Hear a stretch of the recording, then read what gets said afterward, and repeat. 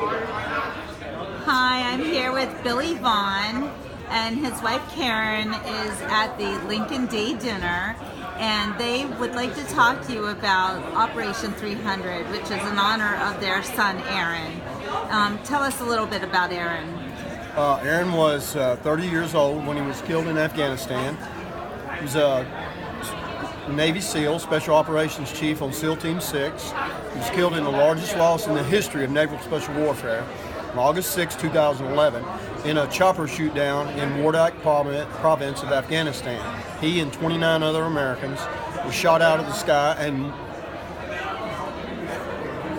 the facts show that largely better rules of engagement for our servicemen that night probably would have saved their life. And Aaron left behind a wife, 2 children, and Aaron was a Christian. He was a believer. In his honor, my family and I have started, actually by our oldest daughter, an organization called Operation 300, where we bring in children who've lost their dads in the military, and they have an adventure camp here in South Florida with male mentors who would have been about the age of their fathers. And they do things that they would have done with their fathers, shoot guns, archery, sailing, fishing, and campfires and things like that, ride horses.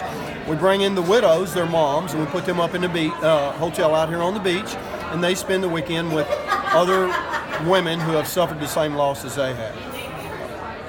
And what kind of feedback have you gotten from these families? Obviously these families have experienced a gigantic loss. But when they come to the camp, they love the camp. The kids love it. It's not a grief camp. However, they want to talk about their loss. We certainly do, let that go on and try to talk to them about that.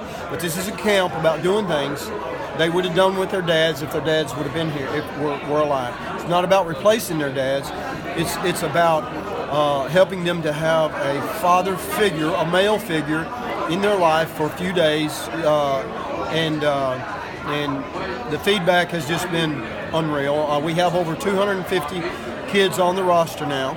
We have 6 camps this year. We've already had 2 camps this year, and we have 4 remaining.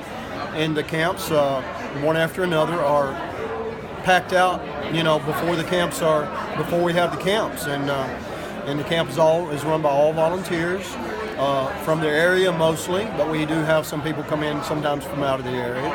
And it's just the people in Martin County, and it's totally run by donations and people from all over the country. Yeah, how can people donate to it? Well, they can go to operation300.com. There's a short video there. They can find out about any kind of information about Operation 300 they want to. If they have any questions, there's ways to contact us there online. And it shows them, how they can donate, how they can help. And this is open to kids across the country. Absolutely. We've had kids from Florida, but we've had them from as far away as Alaska, Idaho, Washington State. It absolutely does not cost them a penny or their moms to come to the camp. It's all paid for by donations. That sounds great. Let's switch gears for a minute and talk about rules of engagement. Well, okay.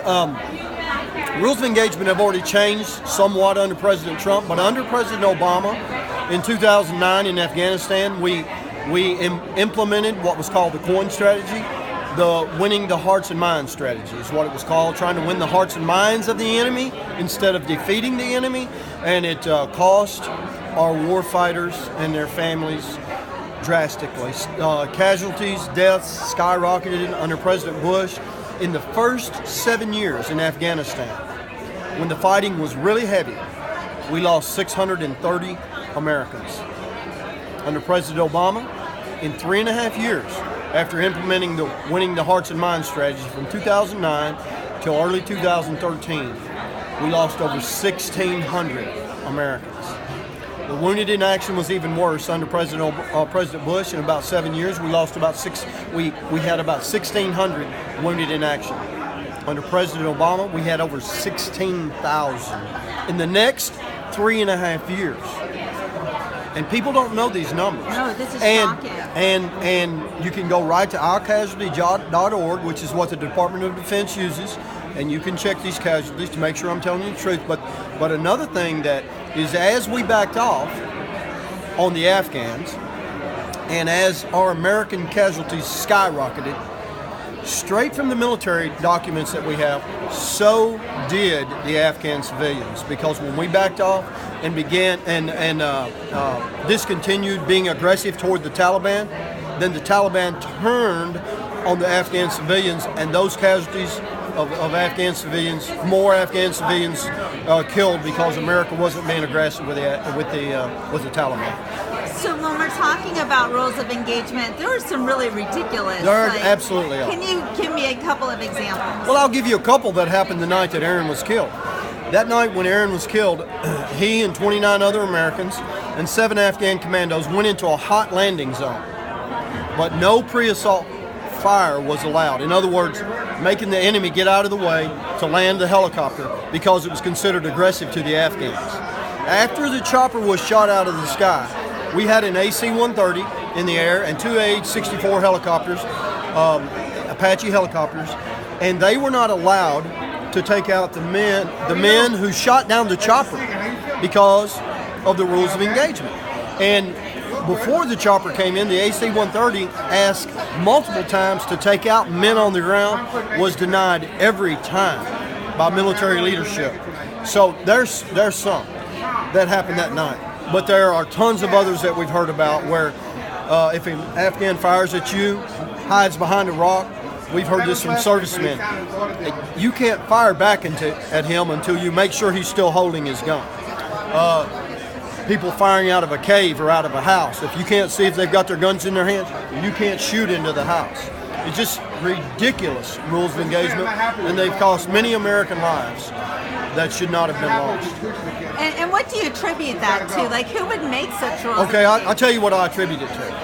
I attribute it to the American leadership, both in government, in the Obama administration and in the Bush administration and in Congress, not understanding and identifying this enemy. They've let Islamists in this country help write the rules of engagement and tell us how to get along with Muslims, and it's getting our warfighters killed. They don't understand the enemy.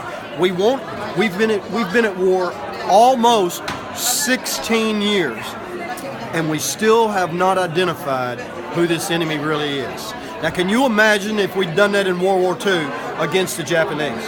Can you imagine that? Now, many people do know who the enemy is, but our leadership, for whatever reason, continues to deny that these are jihadis. They're not radicals.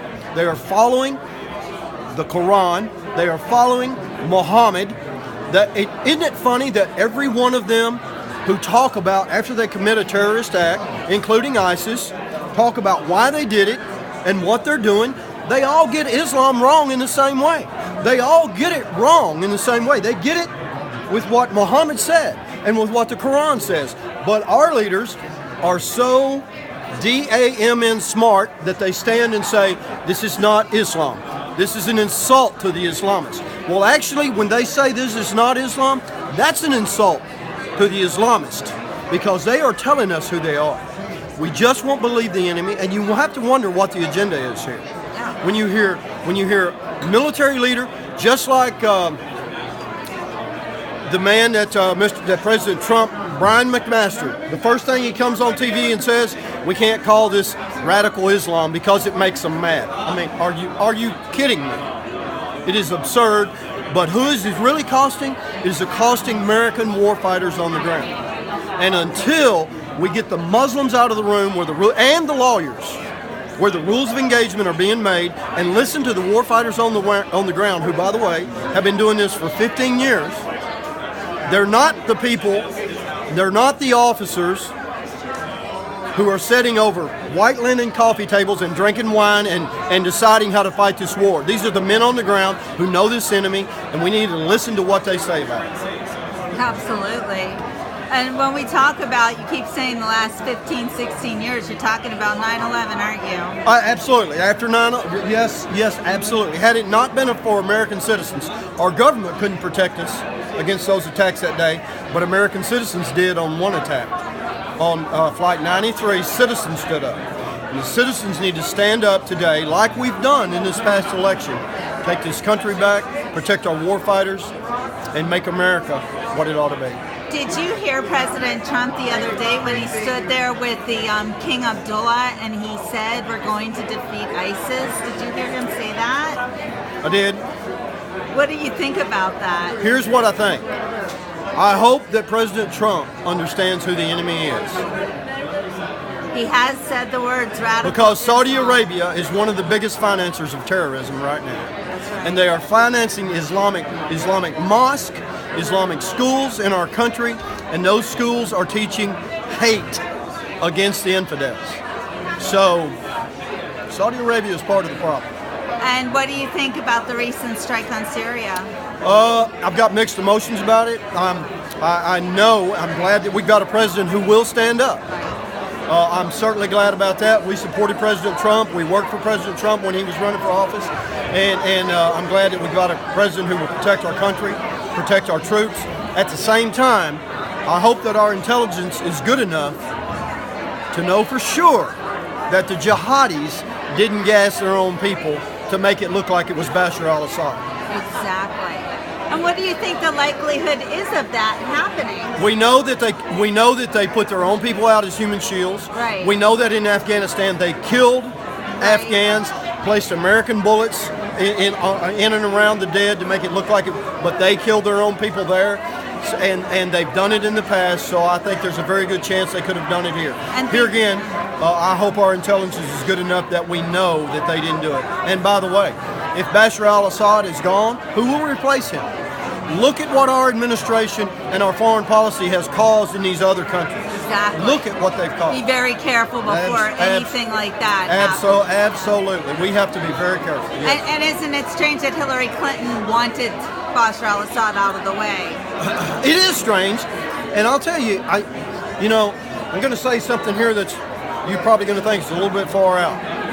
But John McCain is working with the jihadis in Syria. I think you're correct. Yes. Why is he so happy? Well, there you go. It makes you say, Why is the liberal media so happy? There you go. I know that. When your enemies are happy about something, you got to wonder. You're exactly right. I mean, it makes you say, what's really going on here? Doesn't it just? And and President Trump himself is surrounded by many people who I believe he can't trust. So, I think I'm not all jubilant about it yet, okay? No. About the attack. Okay? No, and nobody wants to go to war. You know that better than anybody. That war is a bad thing to happen. We haven't gone to war a long time to win it. Yeah. And we never need to put our men in harm's way if we don't have a clear objective, a clear plan, and something that we can call victory when it's over with. I recently worked on an article that said that our military has been gutted by Obama. Yes. It was shocking and terrifying. What do you think about that? I think it's true. It's absolutely true. We've heard it from warfighters on the ground. But we have to remember, this man told us before he was elected he would transform America, and he did the best he could to do it. And it's going to take American citizens to clean this government out, to work with President Trump, to support him, to hopefully we can get our republic straightened out again. Well, Billy, I think we hit a lot of sensitive subjects here, so I'm going to let you enjoy a nice dinner. Thank you. And thank you so much for talking to me tonight. Thank you. Great to meet you. Thank you.